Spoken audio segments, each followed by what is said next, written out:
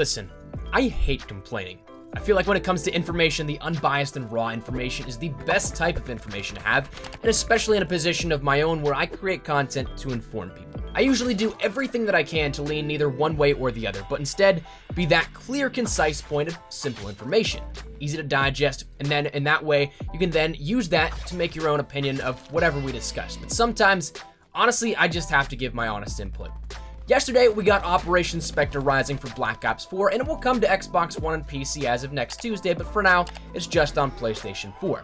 Before the launch of that, I was incredibly stoked. We had the promise of 3 new maps on the way, a new Blackout map, which updated looked absolutely awesome, and as somebody who primarily only plays Blackout as of late, I love that. We had new weaponry, a new Contraband stream to work towards, a new bunch of cosmetics, and all. The night before, I was excitedly talking with some of my YouTuber friends, and I ended up mentioning that I hope they don't do anything to mess this up. Every major update has had amazing features, overshadowed by incredible pitfalls. I didn't think much of kind of that reciprocated message at the time, but even that I had to say it was truly pretty sad. Each and every major update that we've had as of recently has been overshadowed by 1 or 2 incredibly dumb things that otherwise would make a great update. Unfortunately, my mention of that in passing that I thought absolutely nothing of came to be, and so we are introduced to Operation Spectre Rising. The first red flag that I had noticed whenever I was going into this was that I was watching the content refresh. I was watching the Contraband stream change over from Grand Heist to Spectre Rising. After scrolling through, I was excited to see what may have been in the pipeline for that split season, as we have 2 halves of this now. I thought maybe we'd end up seeing a heavier emphasis on cooler items. And here I was thinking more camos, new weaponry, and more weaponry in the long term with, say, 2 to 3 weapons in the first half and then 2 to 3 in the second half, as opposed to just 3 on 100 tiers. I was thinking more cool outfits and such, thinking that we'd get things that held a little bit more value in each split. But to my dismay, do you know what we got? 36 items of stickers, calling cards, reticles, and face paints, 6 uniforms, 4 emotes and gestures, 2 weapons, 1 jump pack, and 1 specialist. There was not a single camo in the entire 50 tiers of the new Contraband stream. Not a single one. Of the things that you can view in a first-person perspective fully, there are only 2 items. Just the 2 weapons. 2 items out of the entirety of what for most is a 50-hour grind. Only 2 items that you can see in a full first-person perspective. I truly don't understand why you don't take the items in the shop and at least add them to the tiers. We had a static camo for all weapons, we had that Hades Mastercraft. Why was there not one worthwhile item that you could view in a first-person perspective outside of those weapons? The items were already there, it's just a matter of them being added in. I didn't understand that at all.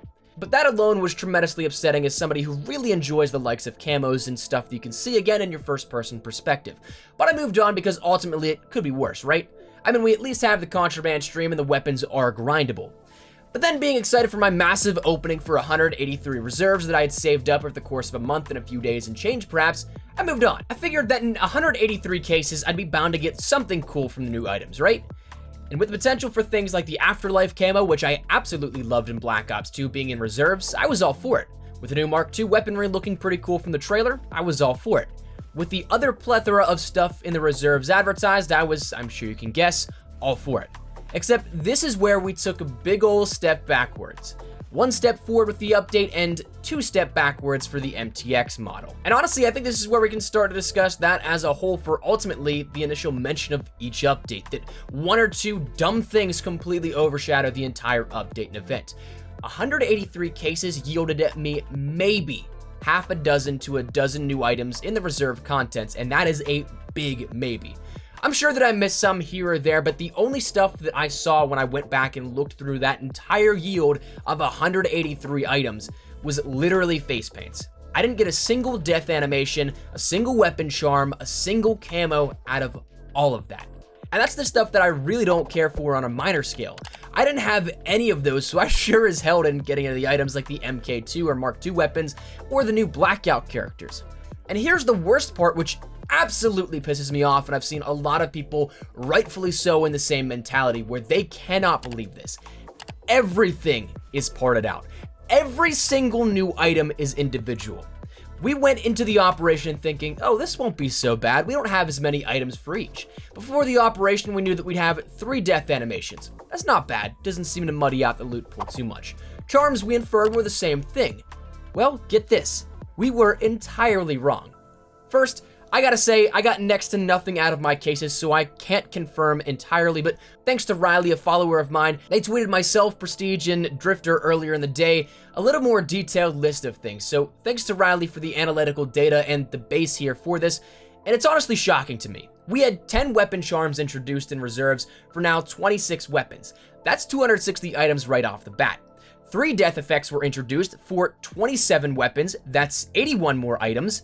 We had at least 2 new camos for 27 weapons, one of which was a reactive camo, which is absolute bullshit that the fundamentals of the reactive system no longer apply that it's usable for all weapons, but instead it's parted out individually. That's another 54 items. We had at least 2 new war paints added for 25 characters in the game, 50 more items there. We had at least 2 new outfits for 13 characters, 26 more items, 4 Mark II variants, 2 Blackout characters, and an absolute assload of stickers, probably. That's around 500 items in Operation Spectre Rising that were introduced alone. Before this, in the reserves of First Strike, Absolute Zero, and Grand Heist combined, according to Datamine information, it was just under 600 items before this operation. We literally almost doubled the reserve loot pool with one operation. We thought Grand Heist was bad. Man, what in the world? So personally, no wonder I got next to nothing, because it literally doubled the loot pool.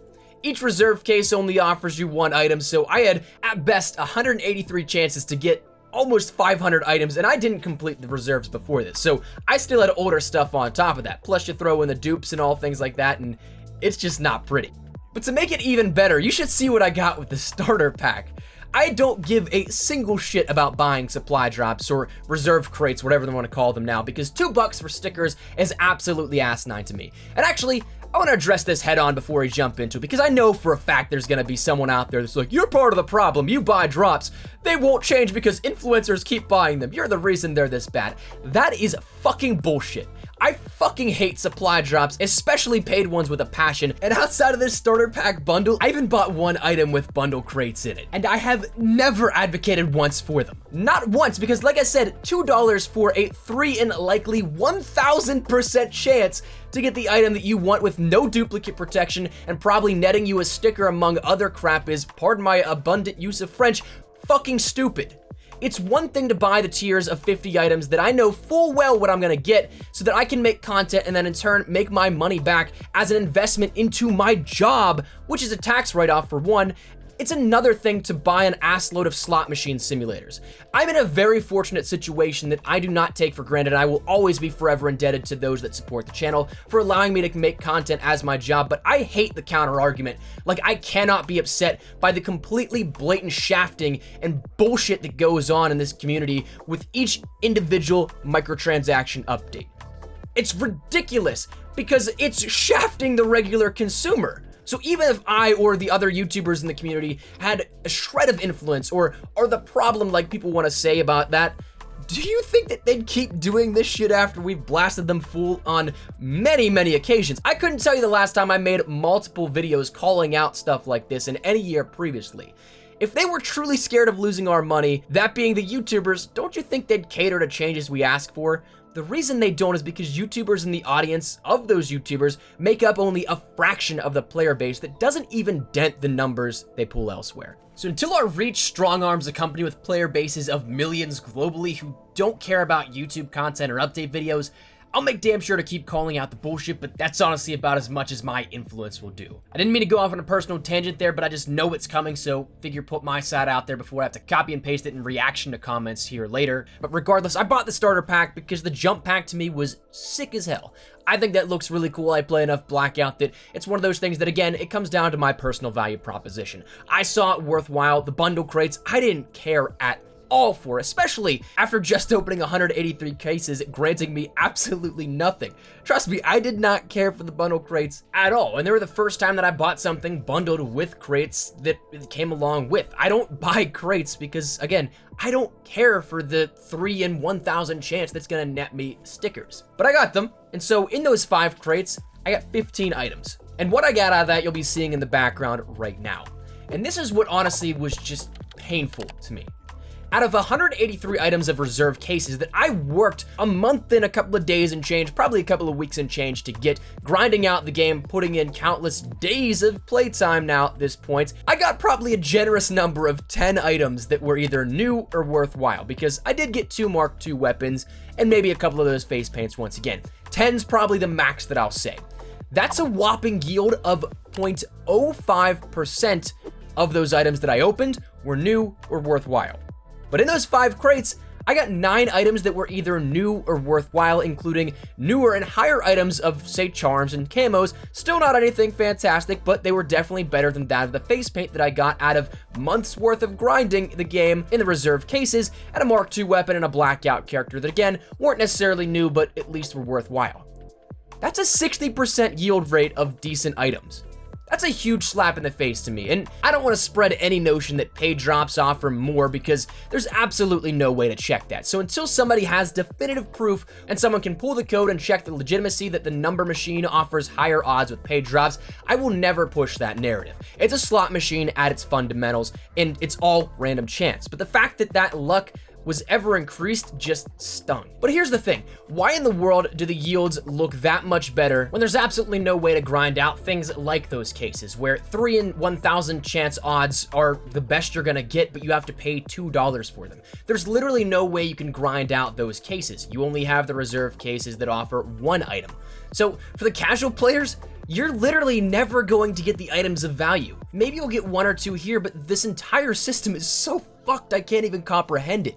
I thought Black Ops 3 was bad, but really, aside from weapons being in the drops exclusively, which actually they are, you have a limited time to earn those weapons in the Contraband stream, so I retract my statement. The only way to get weapons that are in drops for those that don't have the game from day one, the time to put into each operation, or came to it late, is in reserves. So you have that plus an ungodly number of bullshit items, and get this, only 1 chance to get them per hour as compared to with Black Ops 3, you had 3 chances. At least Black Ops 3, you had, even with the common drops, 3 items per supply drop. For every hour of in-game playtime, you get max 2 drops, and that's for the players that passed tier 100 previously and passed tier 50 now. So for the vast majority of players, let's consider that you only get 1 item per hour out of a roughly 1,000 item pool, which is only going to increase with time, by the way. Each operation or new refresh to the market is going to add new stuff in. We saw that we had a few more items thrown in the mix about the halfway point of Operation Grand Heist, but that's at the very best odds of 0.001% of getting the item you want organically while grinding the game. You have literally a 1 in 1,000th chance of getting that. And again, that's the best case scenario, absolute best. That's factoring out duplicates. That's factoring out stickers unless you want one of those for God knows what reason. That's factoring out reticles, charms, and otherwise useless crap in the stream, and it's ridiculous.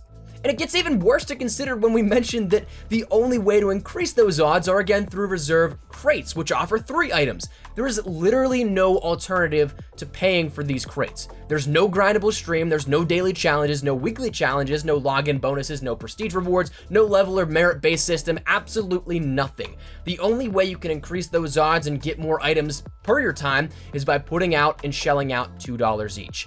When the fuck will anyone realize that this game has so much potential that it's scary, and that the franchise as a whole can be salvaged with the right moves and at least have a few more golden years or golden titles?